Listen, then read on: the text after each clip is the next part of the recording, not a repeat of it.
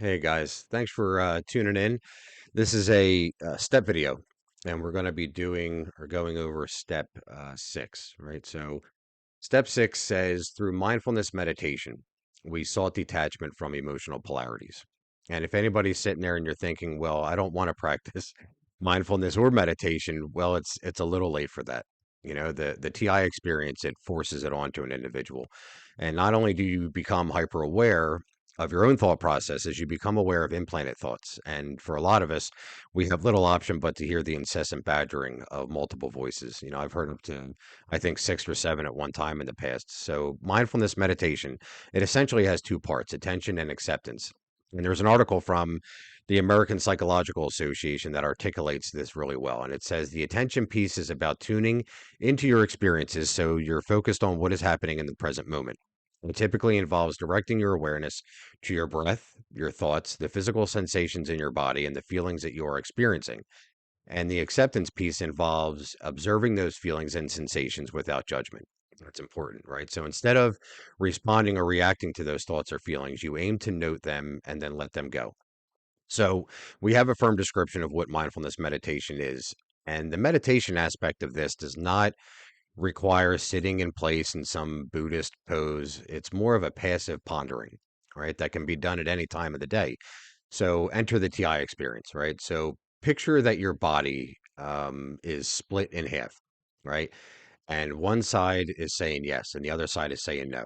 And one side says this, and the other side says that.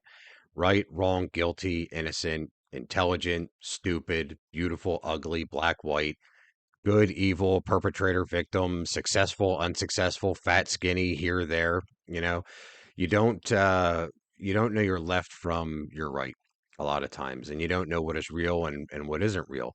It's like they're out to get you and they're here to save you at the same time. So the mind is set against itself and it begins to develop an aversion to itself when this happens. And this step is meant to eliminate confusion because confusion is the real enemy here, right? The opposite of confusion is truth. And truth is often relative to the individual and their self perception.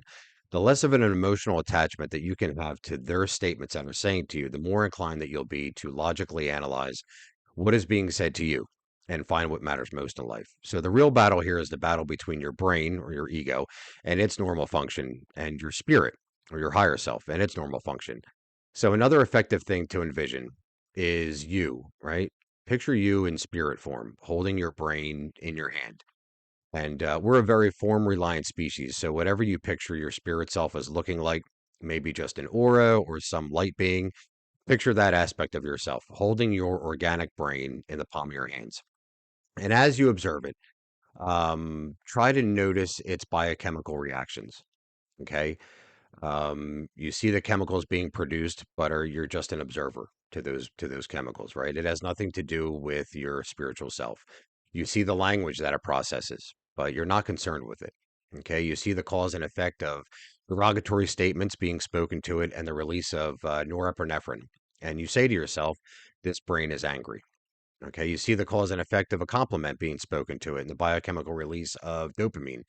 And you say to yourself, this brain is happy, right? So typically, these biochemical responses are a result of the mind's interaction with its environment. However, with the TI experience, extreme emotions can be the result of something that you were just unaware of that's occurring in the recesses of your mind or a direct cause of what the voices are saying to you.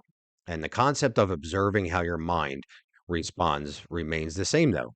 Okay, so I've never had an experience like this that has forced me to put the nature of consciousness in my mind into question to such a degree. And one of the things that I've always stood firm on throughout this process is my understanding that these voices, whoever they may be, do not comfort your weaknesses or console your insecurities. Okay. They exasperate them beyond measure until you no longer have an emotional attachment to them.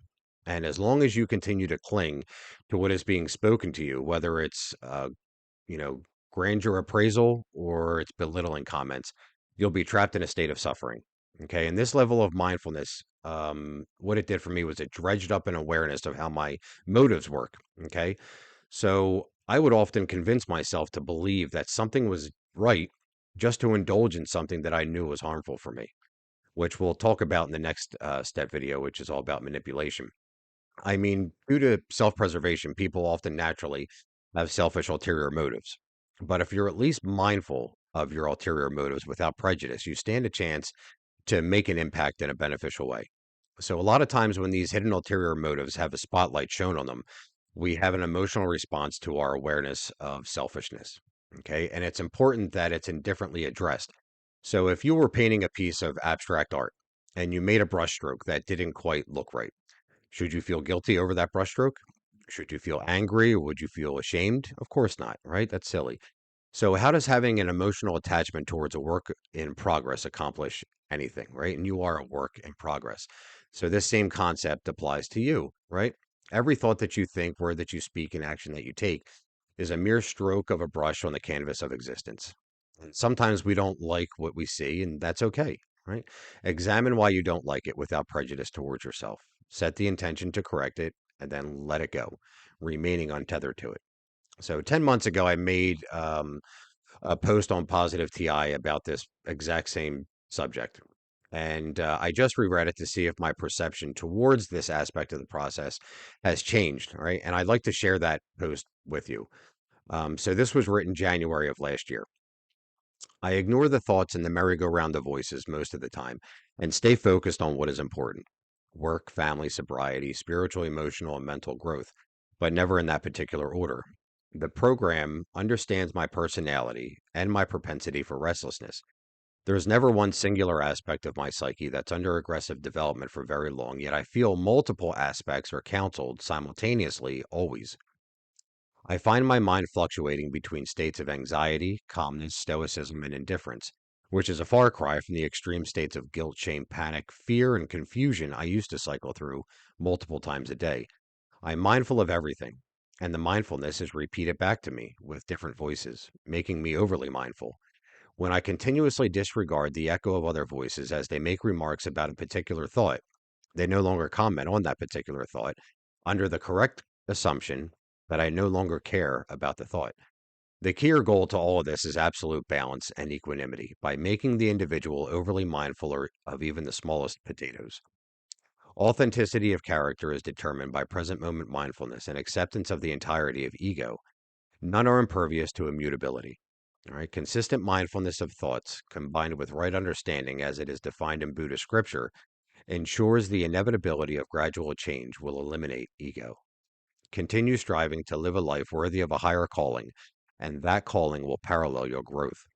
Pretentiousness of character and falsifying your outward expression may mistakenly place you in an arena that you are ill equipped and unprepared for, ensuring embarrassment and hypocrisy.